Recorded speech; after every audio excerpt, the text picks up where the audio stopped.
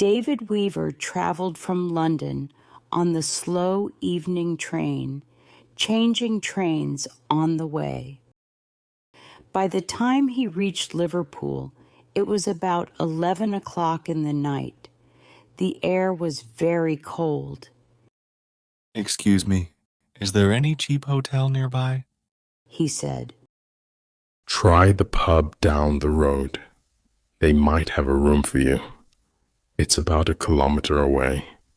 A man at the station said, pointing. David thanked him, picked up his suitcase, and started walking to the inn.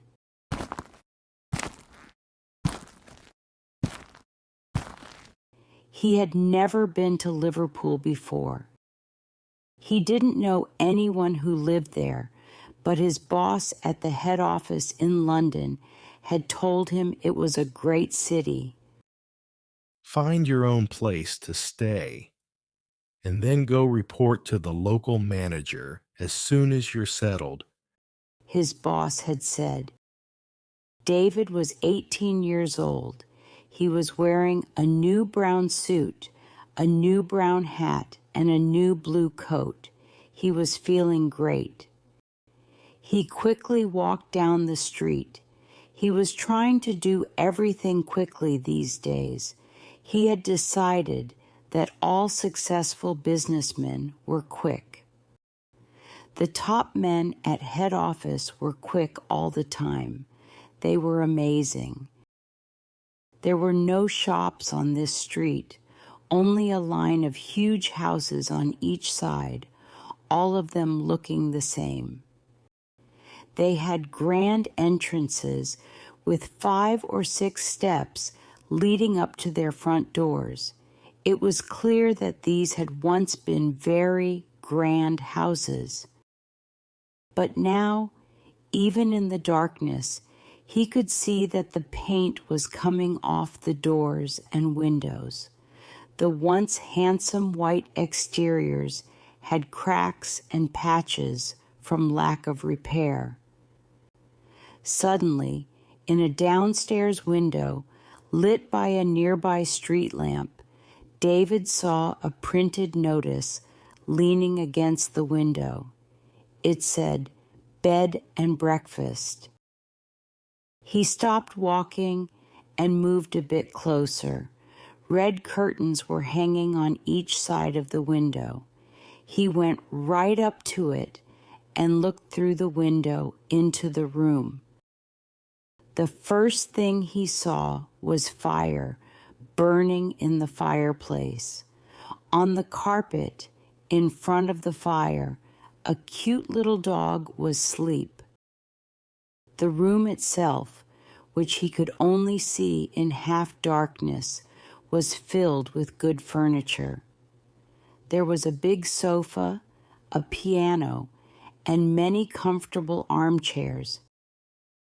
In one corner, he saw a small parrot in a cage. Animals were usually a good sign in a place like this, David told himself. It looked like a pretty decent house to stay in, certainly more comfortable than a pub. On the other hand, a pub would be friendlier than a guest house. There would be cards and beer in the evenings, lots of people to talk to, and it would probably be cheaper too. He had stayed a couple of nights in a pub before and had liked it. He had never stayed in any guest houses, and to be honest, he was a little scared of them. The word guest house made him think of bland food and greedy landladies. After standing in the cold for 3 or 4 minutes, David decided to walk on and take a look at the pub before making up his mind. As he turned to leave, something strange happened. David was about to step back and walk away from the window when his eye was caught by the small notice there. "Bed and breakfast," it said. "Bed and breakfast. Each word felt like a large black eye staring at him through the window, holding him, making him stay where he was and not to walk away from that house. Before he knew it, he was moving from the window to the front door, climbing the steps and reaching for the bell. He pressed the bell. He heard it ringing far away in a back room, and then suddenly, it must have been instantly, because he hadn't even taken his finger off the bell button, the door opened, and a woman was standing there. She was about 40 or 45 years old, and as soon as she saw him, she greeted him with a warm smile. "Please come in," she said. Stepping to one side, she held the door wide open, and David found himself automatically stepping inside the house. The urge, or more accurately, the desire to follow her, was very strong. I saw the notice in the window. He said, holding himself back. "Yes, I know. I was wondering about a room. It's all ready for you, my dear." She said kindly. She had black hair and very gentle brown eyes. I was on my way to a pub, but I saw the notice on your window. David told her. "My dear boy, why don't you come inside? It's so cold outside." She said. How much do you charge? David asked. £10 a night, including breakfast. It was incredibly cheap. It was less than half of what he had planned to spend. If that's too much, perhaps I can lower it just a bit. Would you like an egg for breakfast? Eggs are expensive right now. It would cost less without the egg. She added. £10 is fine. I would really like to stay here. He answered. I knew you would. Please come inside. She seemed very friendly. David took off his hat and stepped inside. Just hang it there and let me help you with your coat, she said. There were no other hats or coats in the hall. There were no walking sticks, no umbrellas, nothing. You see, I don't often get the pleasure of having a visitor in my home, she said, smiling at him over her shoulder as she led the way upstairs. The old lady is a bit crazy, David thought, but at £10 a night, who cares? I thought you'd have lots of visitors wanting to stay, he said politely. Oh, I do, my dear. I do, of course. But the thing is, I'm just a little bit careful about whom I choose, if you know what I mean. Yes. But I'm always ready. Everything is always ready day and night in this house, just in case a nice young gentleman comes along. And it is such a pleasure, my dear, when I open the door and see someone standing there who is just exactly right. She was halfway up the stairs when she paused, turned her head, smiled down at David, and added, Like you? On the first floor, she said to him. This floor is mine. They climbed up more stairs.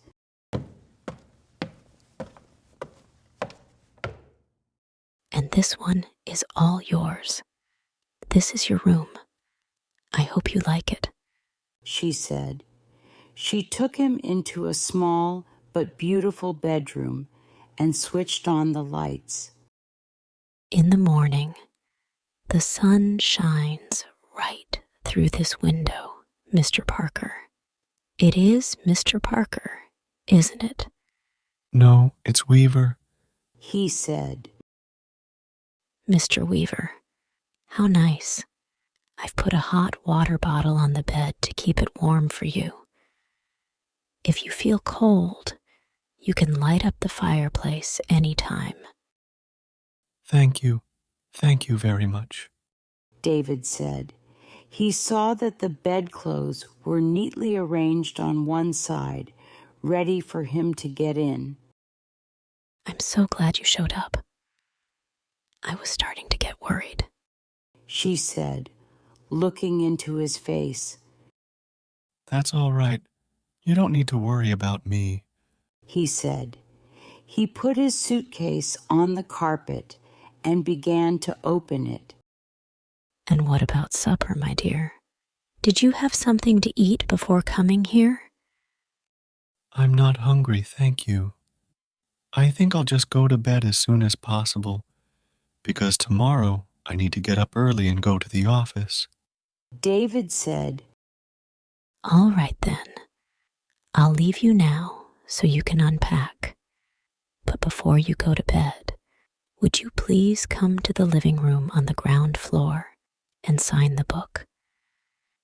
Everyone has to do that because it's the law, and we don't want to break any laws at this point, do we? She quickly went outside the room and closed the door. David wasn't worried at all by the fact that his landlady seemed a bit crazy. She was not only harmless, she was also quite obviously a kind and generous person. He thought that she probably lost her son or something like that and never fully recovered from it. So a few minutes later, after unpacking and washing his hands, David walked downstairs to the living room. His landlady wasn't there, but the fire was still burning, and the little dog was still sleeping in front of it. The room was warm and comfortable. I'm lucky. This is wonderful. He thought, rubbing his hands.